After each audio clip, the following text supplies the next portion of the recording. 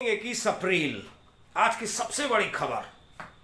Delhi Chief Minister Arvind Kejriwal has been arrested by the Enforcement Directorate in connection with the excise policy scam, as they call it.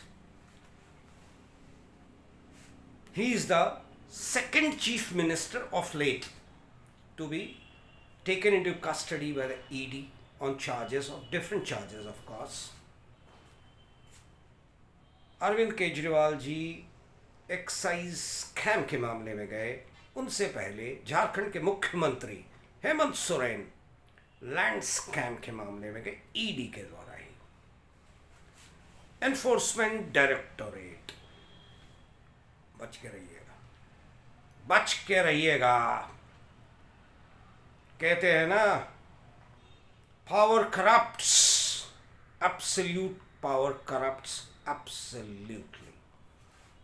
कहते हैं, देखते हैं कहाँ कौन कितने पैमाने पे, बैलेंस में कौन सही आता है, नहीं आता है। There's no way to tackle your political opponents, sir. But ठीक है, गलत किया तरीके से। लोकसभा इलेक्शंस के पहले ही आपने उनको बजा दिया ना सर। खैर, एनफोर्समेंट डायरेक्टोरेट का इस्तेमाल कहा जा रहा है। आई am not saying, I am not into it, I am not blaming even for that matter. मैं सोशल मीडिया को कोट करके बोल रहा हूँ कि बीइंग यूज्ड। प्लीज, आज आपके साथ है, कल किसी और के साथ होगा sir. Let's not get into that, let's not get into that. I am not getting into those intricacies of politics. Coming back to the electoral bonds. आज एसबीआई ने सुप्रीम कोर्ट के कहने पे कहा जा रहा है कि 1 घंटे पहले ही उन्होंने अपना सारा जो चिट्टा पड़ता था, जो डिटेल्स थे, वो दायर कर दिया यूनिक नंबर्स के साथ कि किसको किस समय कितने पैसे दिए गए। कहा जा रहा है कि 8,000 से ज़्यादा, मतलब 8,000 से ज़्यादा, 8,300 समथिंग ऑफ 1 CR का बॉन्ड्स बीजेपी को मिला है 2024 के अराउंड। I am not saying it, this is what has come in the social media and the news which is there on the different news portals. या गलत हो तो I give a disclaimer, I'm just quoting them. Reasons after 2023 November, when the Supreme Court had made it unconstitutional, these electoral bonds and all. अब देखते हैं, overall 16,000 crore से ज़्यादा का इलेक्टोरल बॉन्ड बिका है डिफरेंट पॉलिटिकल पार्टीज को, जो अब eic.gov/nic.in जो इलेक्शन कमीशन का साइट है ना, उस पे जाके आप देख लीजिएगा, आपको डिटेल मिल जाएगा किसको मिला, कब मिला। ज़्यादातर 2019-18 का ही, 19 के बाद का ही डिटेल्स है, and it is coming to around 16,000 CR। भैया 16,000 करोड़ मजाक है क्या? राजनीतिक पार्टी चलाने के लिए, राजनीतिक पार्टी तो हमारे दम पे ही चलाते हो यार। हमको बेवकूफ़ बना के वोट लेते हो। किसी पॉलिटिकल पार्टी की, किसी रीजनल पार्टी की, किसी नेशनल पार्टी की मैं बात नहीं कर रहा, पर मैं इन जेनरिक बात कर रहा हूँ। राष्ट्रीय स्तर पे आप वोट लेने के हमारे पास आते हो। मेरा एक वोट, मेरे परिवार के कुछ वोट्स, मेरे दोस्तों का कुछ वोट्स आपके लिए मैं देता हूँ, क्योंकि I am influenced by you, क्योंकि आपने 5 साल कुछ किया देश के लिए। तो फिर ये 16,000 करोड़ की ज़रूरत क्या थी सर? ये 16,000 करोड़ जो आप corporates, businessman, groups as such से ले रहे हो ना, इसका इस्तेमाल कहाँ करते हो सर? चार्टर्ड प्लेन्स तो ऐसे भी वो लोग अवेल करा ही देते हैं। और आप जब कहीं भाषण देने उतरते हो, रैली करने, तो लोकल लीडर्स के दम पे ही कर लेते हो। लोकल लीडर्स कम अरेंज कर देता है सारा चीज़। फिर ये 16,000 करोड़ पॉलिटिकल पार्टीज का कहाँ जाता है बंधु? ये पार्टी के उच्च स्तरीय नेताओं के लिए तो नहीं था, या फिर एमपीज एमएलएज को लड़वाने के लिए जो आप पैसा दे रहे हैं, लड़ो, हम इतना पैसा दे रहे हैं, लड़ो, तो ज़रूरत क्या है बंधु?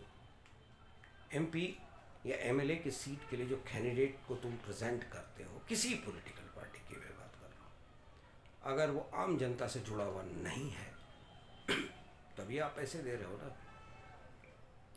उनके मूवमेंट्स के लिए। ऐसे भी ज़्यादातर जो कैंडिडेट्स हैं वो पैसा लेके ही सीट खरीदते हैं, टिकट्स खरीदते हैं।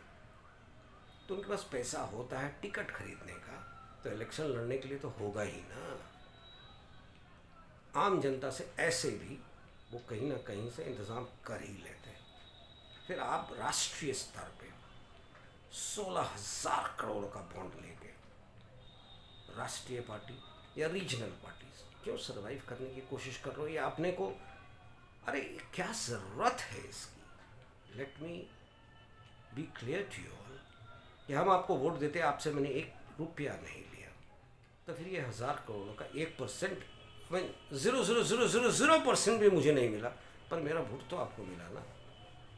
आपने अच्छा काम किया, मैं आपके साथ हूँ। किसी पार्टी की बात मैं कर रहा हूँ, एमपी हो एमएलए हो।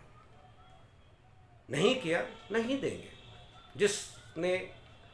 जिस पे मुझे भरोसा है मैं उसको वोट दूँ। तो पैसे का कहाँ इन्वॉल्वमेंट होता है इस इलेक्शन में, मुझे आज तक समझ में नहीं आया।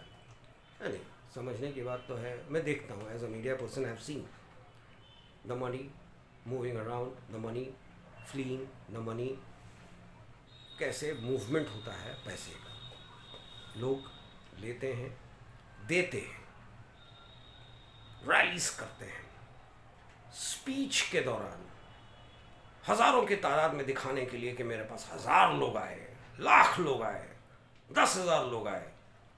अब आते कहाँ से हैं? गांव देहात से बटोर के लाते हैं ट्रक में, तो खर्चा तो लगेगा। पर आपने काम किया होता उन गाँव में घूमकर, उन गाँव में जाके लोगों से मिलकर, तो शायद एमपी कंस्टिट्यूएंसी, आपके एमपी कंस्टिट्यूएंसी में शायद ऐसी ज़रूरत नहीं पड़ती। पर क्या करें, मजबूरी आपकी भी है। टिकट वो खरीदने के लिए पैसों तो देना पड़ता है ना पार्टी को, जो कहा जा रहा है। आई एम नॉट वेरी श्योर, मैंने भी कोशिश की थी टिकट के लिए, बात की थी ऐसे ही कि भैया मुझे भी एक टिकट दे दो, मैं भी लड़ना चाहता हूँ लोकसभा। मुझे कहा गया 10 करोड़ कहाँ से लाएंगे बंधु? घर बेच दें या खुद को बेच दें या ज़मीर बेच दें, तो कहाँ से ये एमपी लड़ते हैं, एमएलए लड़ते हैं? मैं नहीं कह रहा हूँ कि सब यही करते हैं, आम जनता के बीच यही धारणा है। इसीलिए पर एमपी पर एमएलए पार्टी टिकट्स बांटने में या चंदा लेने में इस तरह की बात करती है। और कॉरपोरेट वाले बड़े खुश होते हैं। कॉरपोरेट्स को तो चाहिए ना बंधु, 10 रुपया दिया, 100 रुपया कमाना है। और ये 10 रुपया जो आम जनता को लूट के लेते हैं, यानी लूटने का मतलब not in that words, in a way as a disclaimer I am saying, but 7 रुपये का सामान 3 रुपये में बना हुआ 7 रुपये में बेचते हैं, और टैक्स इंक्लूसिव 10 रुपया लगता है। आम आदमी देता है ना, सोचता है कि 10 रुपये में मिल गया, पर कॉर्पोरेट्स उसी कमाई से थोड़ा सा इधर उधर करके दिखाने के लिए, क्योंकि जितने कॉर्पोरेट्स दे रहे हैं ना, किसी ने मुझे कहा कि अपने घर के पैसे से देते हैं, अपने टैक्स, अपना जो इनकम है उससे देते हैं। मुझे तो कोई अंतर नहीं पड़ता उनके लाइफ स्टाइल में, लिविंग स्टैंडर्ड्स में। हमारा लिविंग स्टैंडर्ड देख लीजिए, ये कॉर्पोरेट कंपनी के मालिकों का लिविंग स्टैंडर्ड देख लीजिए, जो चंदा दे रहे हैं। भैया चार्टर्ड प्लेन से मूव करते हो, हम तो साइकिल और ईवी रिक्शा या टेम्पो से जाते हैं या मेट्रोस पकड़ के घूमते हैं। तो वोटर हैं, क्या करें, मजबूरी है। That's it. But whatever I am saying, take it into account. Electoral bonds खेल है, पहले से चला आ रहा है. थोड़ा सा उसको अरुण जेटली जी ने बॉन्ड्स के तौर पे किया.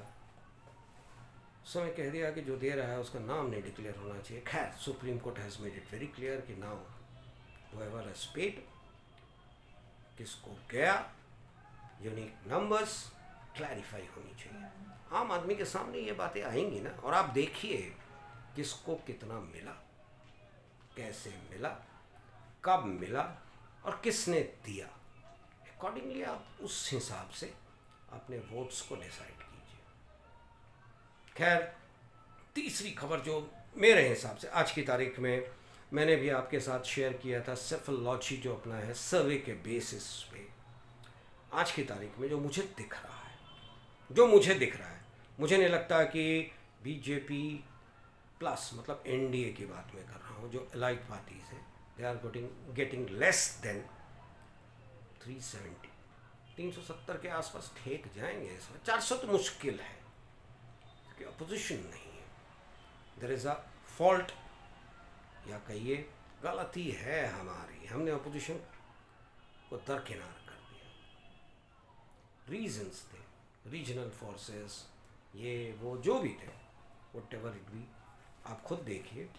खैर, तो अब इलेक्शन है 19 अप्रैल से और 4 जून को रिज़ल्ट आएगा, खुद ही पता चल जाएगा.